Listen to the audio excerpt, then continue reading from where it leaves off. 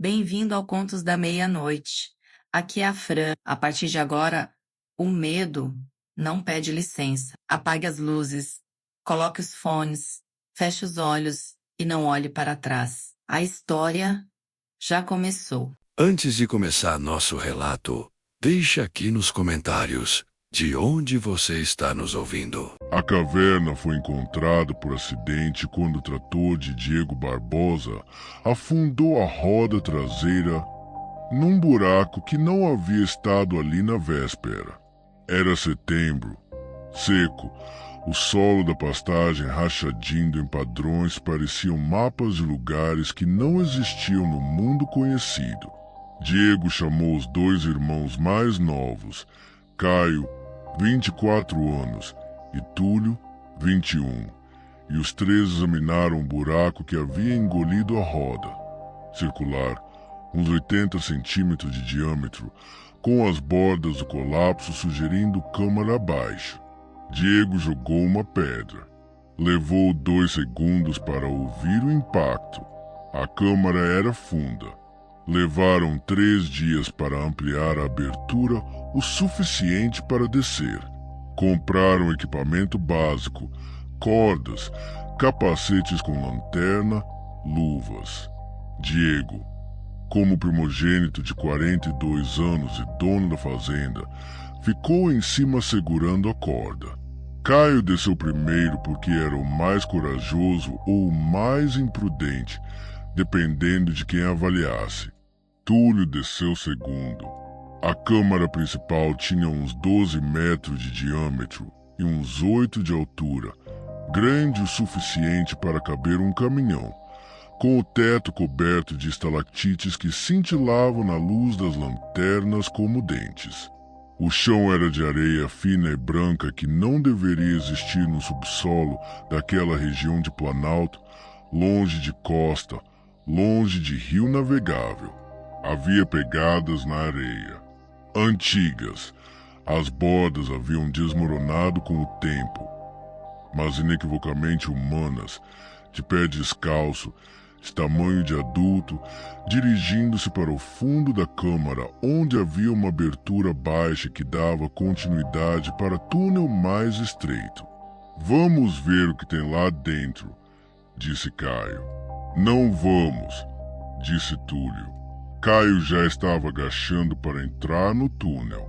O túnel tinha uns 15 metros de comprimento e abria para uma segunda câmara menor, uns 6 metros de diâmetro, com as paredes cobertas de algo que a lanterna iluminava como gravuras.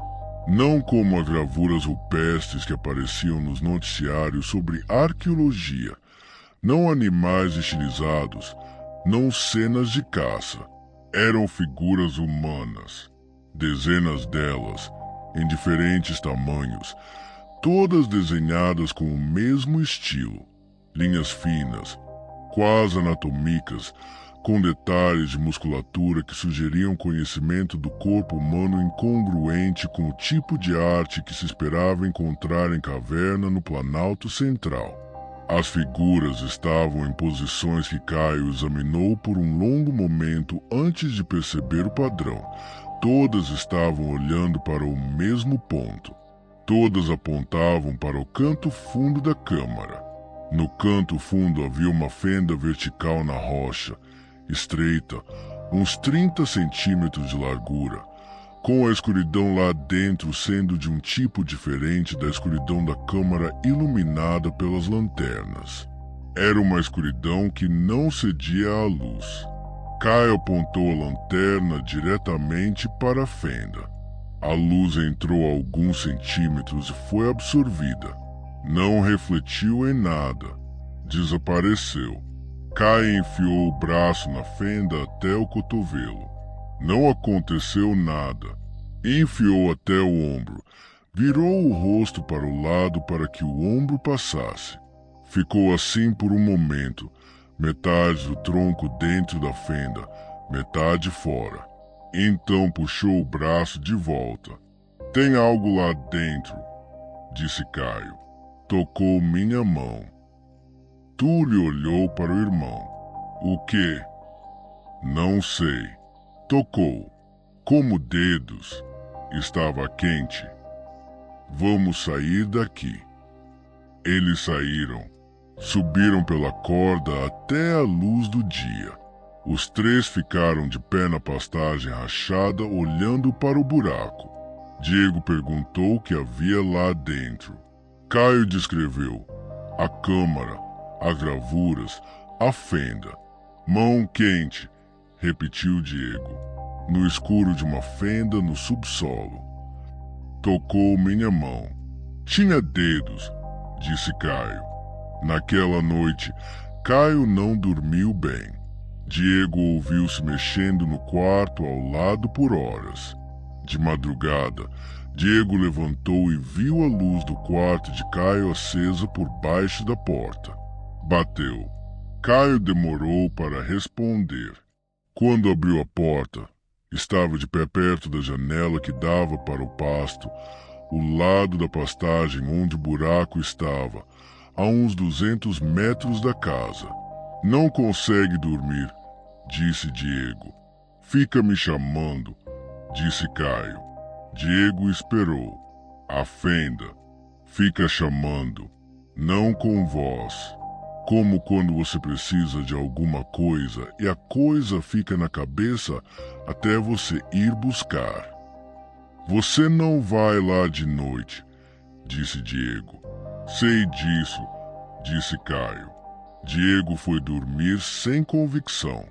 De manhã, Caio estava na mesa da cozinha com café feito. Parecia descansado. Não mencionou a janela, não mencionou a fenda. Comeu bem.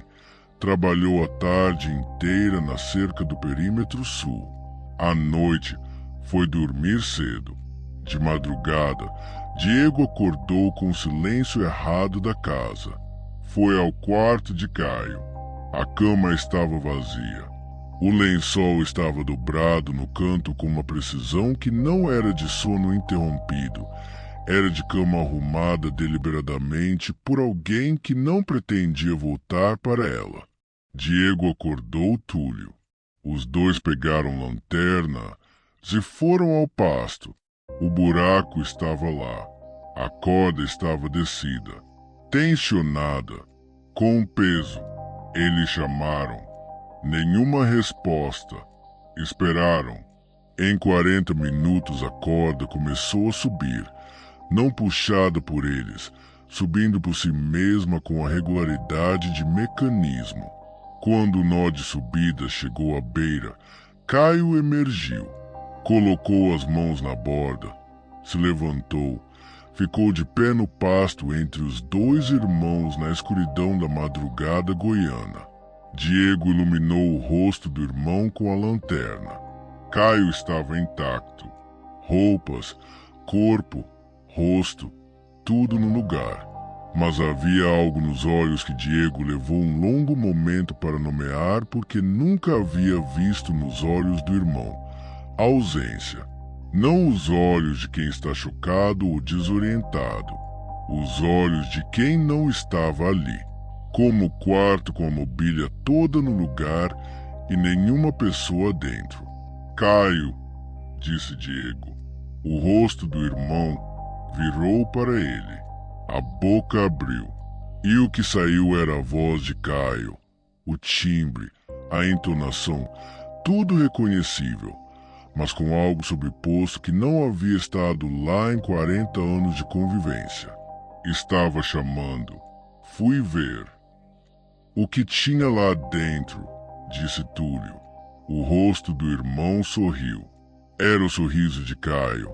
A musculatura certa, o ângulo certo, mas vazio. Produzido por uma memória muscular de sorriso, sem que faça sorriso serem sorrisos.